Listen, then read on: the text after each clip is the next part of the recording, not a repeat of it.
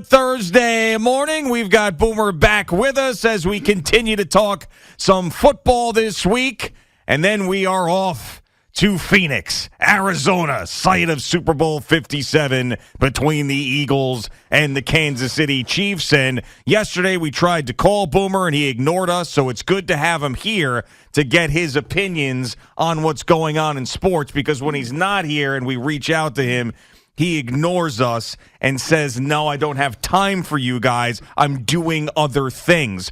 So I'm happy to talk to him today about a quarterback that the Jets cannot get, and yesterday reaffirm my position on that. And then if Tom Brady really means what he says from the dunes yesterday. So good morning, Boomer. How are you? Welcome back. Good morning, guys. And I was not ignoring you yesterday at all. As a matter of fact, I got a text from Al, and it was 5 to 7 where I was. So I was in the middle of Beverly Hills. That's where I was staying. Oh, excuse me. Very nice. Yeah. And, you guys were just signing off. So, and I know you were calling me about the Tom Brady announcement and all that other stuff.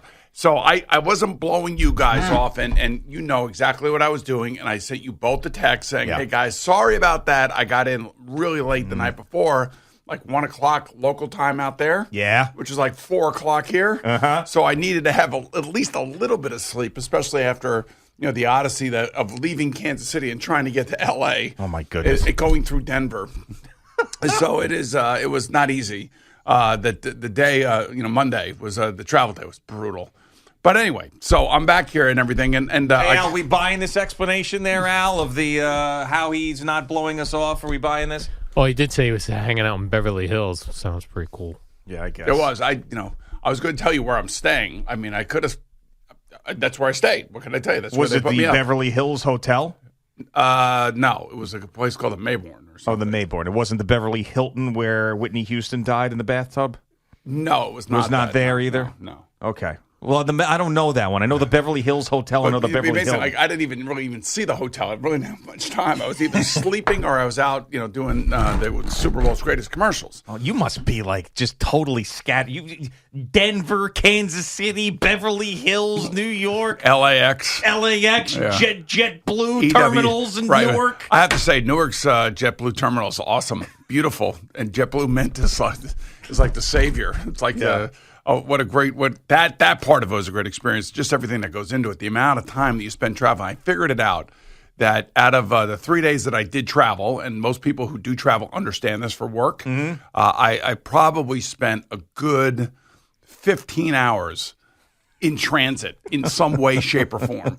I was either in a car, in a plane, walking through an airport. Yeah. I mean, it was amazing. You get to do it again this weekend. And I get to do it again this weekend, and I can't wait. But anyway, to hit on your quarterback things here now, the amazing thing about Tom Brady, so he played, I believe, in 48 playoff games.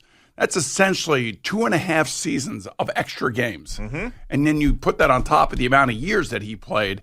He had a remarkable, remarkable career. And I think everybody understands that he is the GOAT. No matter who you are, you look at him and you say he set the standard for NFL quarterbacks. There's no other way to look at it.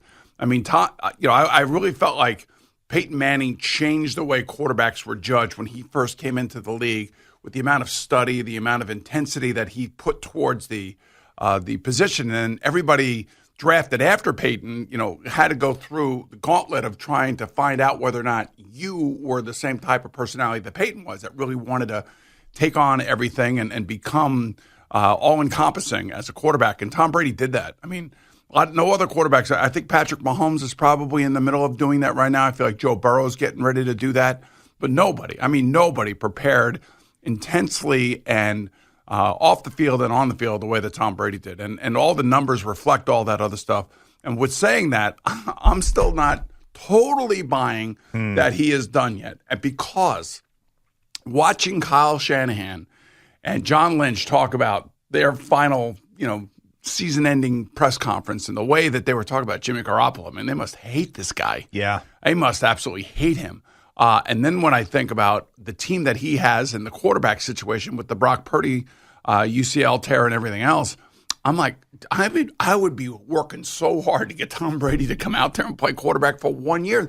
They have a Super Bowl roster right now And could you imagine Tom Brady playing with Christian McCaffrey, Debo Samuel, George Kittle, and Brandon Ayuk and Jennings? I mean, like, it would be ridiculous. I don't think it's going to happen, but I just want to see the season start, and I want to figure out who San Francisco has as a quarterback.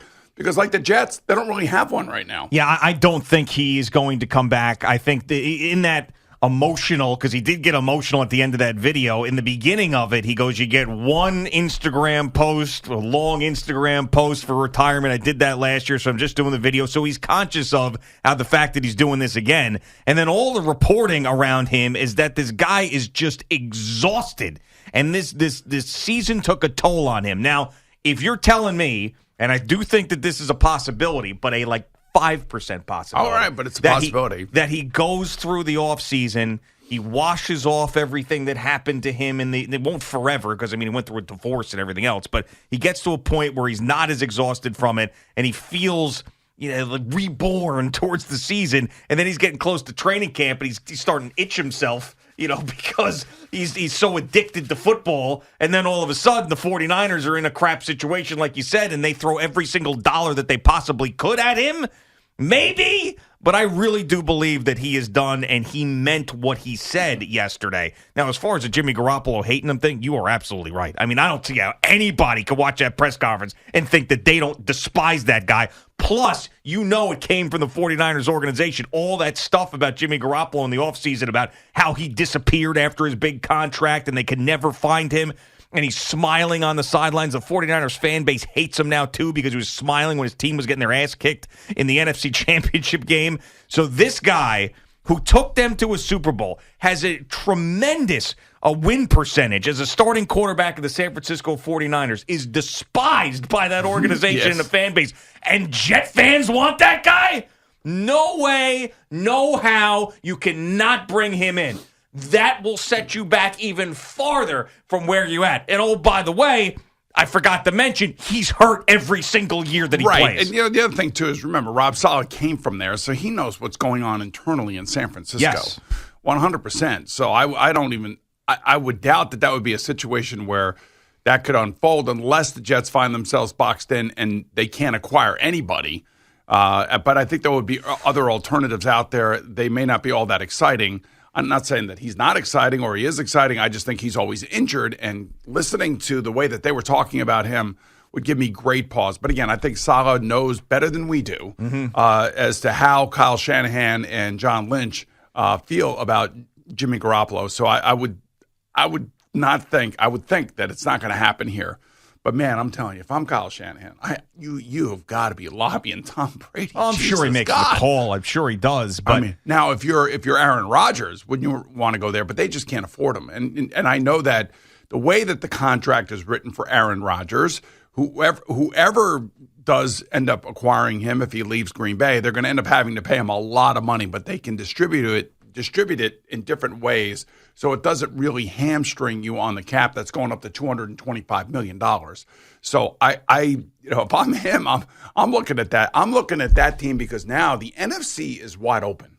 The NFC, with the exception of maybe Philadelphia and Dallas, are the two best teams, and they look to still be the two best teams. I think Washington thinks of itself as an up-and-coming team. If they can find a quarterback, you certainly have San Francisco. They are an up-and-coming team. Arizona is a complete mess.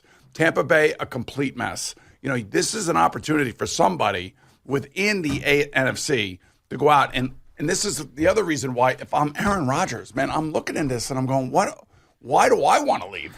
Well, exactly. I'll win in Green Bay again. Yeah, so I think that he probably will think about that long and hard, but it sounds like that the Green Bay Packers are finally getting to the point where they want a divorce. They do not want Aaron Rodgers around anymore. They don't want to pay him the money any longer. They have to move on. They're tired of the antics. And I know that sounds crazy to teams who are quarterback starved, and he can obviously still play. He had the thumb injury last year, but he won back-to-back MVPs prior to that. And when the thumb got healthy, he went on a run towards the end of the year. So obviously he can still play, but they just might be done. They're just tired of it. At some point as an organization, we have to move on. It hasn't been working. And they're not going to trade him to an NFC team. There's no way. Yeah, I know. They wouldn't do that. They want an AFC team. And, I still think if you still really look at all of this stuff, and sometimes it comes true, sometimes it doesn't. You just never know.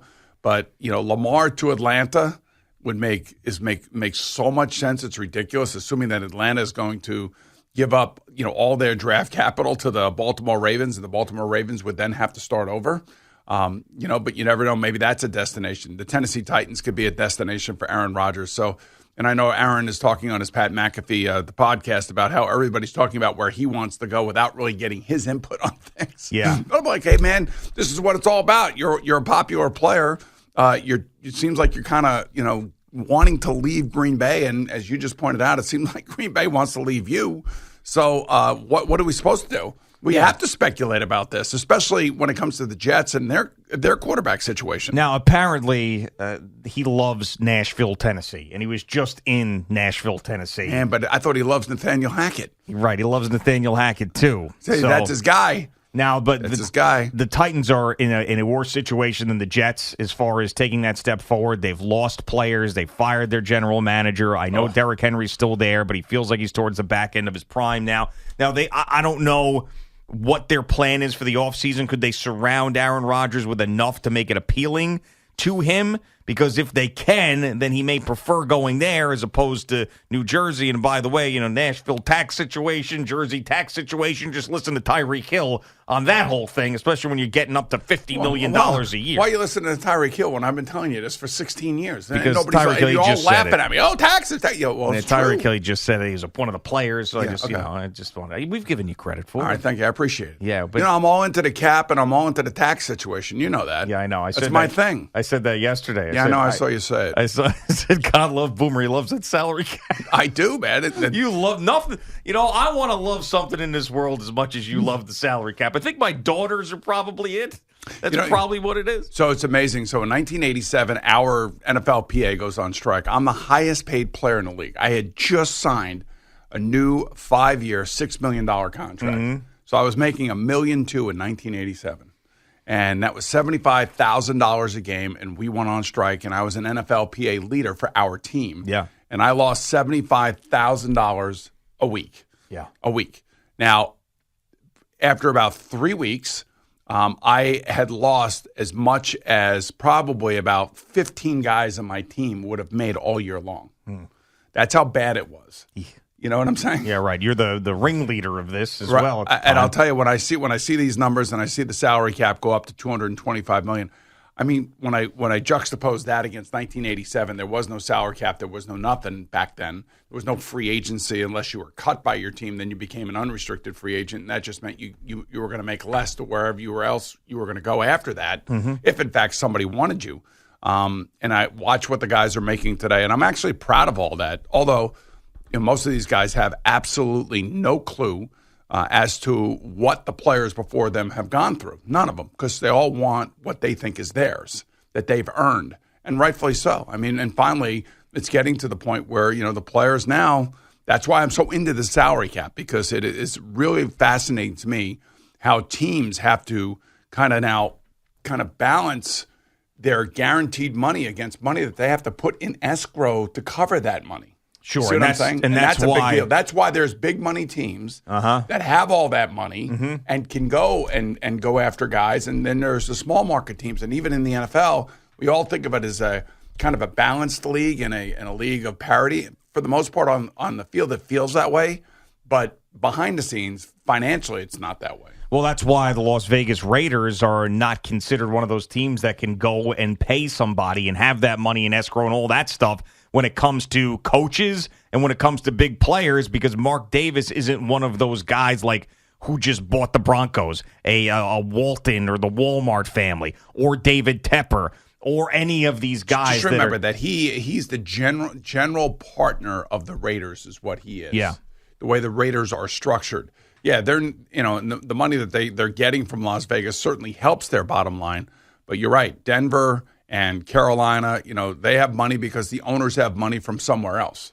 And I would also say, like, when you take a look at the Giants and the Tisch family and, and the fact that it's like I don't know if it's a 51-49 split, whatever it is, there's money to be had there and there's money to be put away in escrow to be able to cover some of these contracts. And that's probably the thing that drives most general managers and owners crazy is when a general manager like Joe Shane comes in, and you got guys like, he would have loved to have kept Bradbury and gotten rid of Kenny Golladay, but he couldn't do it because the amount of money that was guaranteed to Kenny Golladay and the negative hit on the salary cap. And on top of that, the money that they have to put in escrow to cover this guy's contract. It's like, it's like a triple whammy against you. Sure. And these are all the things that go behind the scenes, and sometimes we're not as privy to them. Yeah, we but wonder what the hell they're doing. That's why I am so fascinated by the business of all of it. You should do a podcast, Boomer and the Salary Cap. You should do that. No, I don't. There's more than there's a hell of a lot of people smarter than I am dealing with this on a daily basis. Yeah.